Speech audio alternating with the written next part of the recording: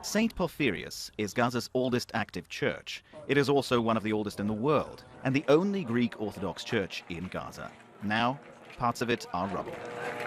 And some fear Israel's war on Christian place of worship and sanctuary for प्रभु यीशु मसीह के नाम में आप सभी को जय मसीह की। मेरे प्रियो, इजराइल और हमास के बीच में या फिलिस्तीन के बीच में जो युद्ध है वो काफ़ी दिनों से लगातार युद्ध हो रहा है। इसमें काफ़ी लोगों की मौत हो चुकी है और लगभग 14 दिन हो चुका है। अभी भी जो युद्ध है वो लगातार जारी है। एक दूसरे के ऊपर हमले कर रहे हैं, बमबारी हो रही है, रॉकेट से हमला कर रहे हैं। इस प्रकार की जो घटना इजराइल में हम देख सकते हैं, फिलिस्तीन में हम देख सकते हैं, लेकिन सबसे ज़्यादा जो नुकसान हुआ है गाजा पट्टी में हुआ है। जी हां, बताया जा रहा है कि गाजा पट्टी में एक चर्च के ऊपर अभी अभी हमला कर दिया है, जिसके कारण से वहां पर मौजूद लोग कई लोगों की मौत हो गई है, कई लोग घायल हो गए हैं और कई लोग अभी भी दबे हैं। चर्च के ऊपर जब बम से हमला किया तो जो चर्च बिल्डिंग था वो गिर चुका है और ये जो चर्च भवन था लगभग 900 साल पुराना ये चर्च भवन बना था और गाजा पट्टी में ये चर्च भवन बना था और इस चर्च के अंदर कई लोग आकर रहने लग गए थे। मुस्लिम भी थे, क्रिश्चियन लोग भी थे, क्योंकि चारों तरफ से हमला हो रहा है, इसलिए ये लोगों ने सेफ जगह जो थी वो था चर्च। तो आज चर्च के ऊपर 20 तारीख यानी कि आज चर्च के ऊपर बम गिराकर चर्च को नष्ट कर दिया है, तहस नहस कर दिया है।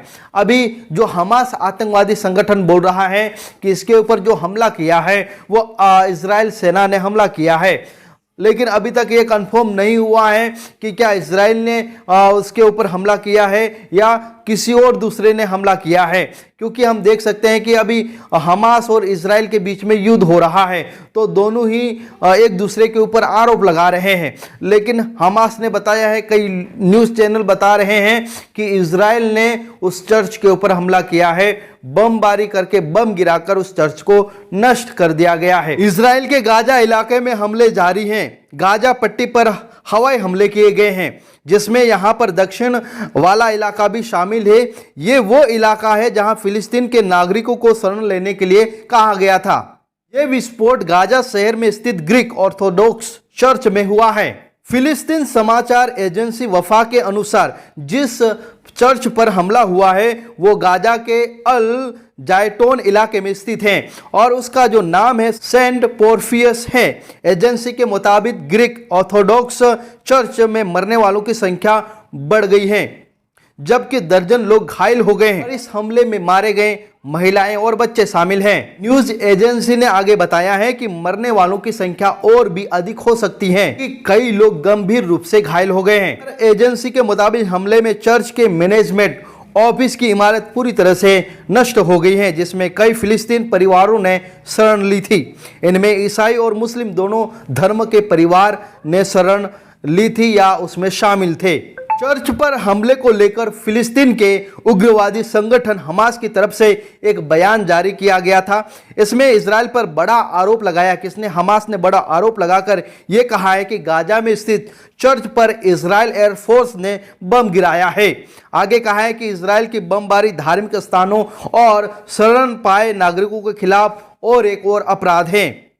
अब सेंट पोर्फियस के प्राचीन ग्रीक ऑर्थोडॉक्स चर्च को निशाना बनाया गया है। हमास संगठन ने दावा किया है कि इजरायली हमले में चर्च में शरण लेने वाले ईसाई लोगों में से कई लोग हताश हुए हैं, साथ ही चर्च में एक बड़े हिस्से को भारी नुकसान पहुंचा है। ये जो मैं खबर आपको बता रहा हूं, ये जो न्यूज़ बता रहा हूं, इजराइल की ओर से कोई भी अभी तक बयान नहीं आया है कि क्या जो हमला चर्च के ऊपर किया गया है वो सचमुच में इजराइल ने किया है या उस आतंकवादी संगठन ने भी किया होगा। जी हाँ, ये भी हो सकता है, क्योंकि अभी तक पूरा कंफर्म नहीं है कि ये हमला किसने किया है। जो चर्च के पास्टर ने पहले ही बता दिया था कि इजराइल जो है वो इस चर्च के ऊपर हमला कर सकता है। चर्च का एक लंबा इतिहास रहा है। इसका निर्माण 1150 और 1160 के दशक में हुआ था। 1160 के दशक में एक क्रूसेड के द्वारा किया गया था और उसका नाम गाजा के 5वीं सदी के बिशप के नाम पर रखा गया था।